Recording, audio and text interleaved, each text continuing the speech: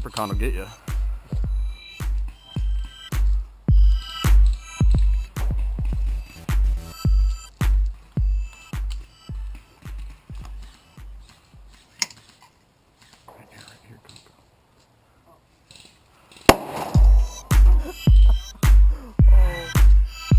You know what you should have done?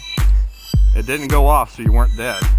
You should have ran out your ass out of there. No, cause I was so confused right there. I was like, You're like, what is going on? He's like, he turns around, Clint, and he goes, oh geez, because it wrapped around his foot and flipped out. And he goes, and we just stand here.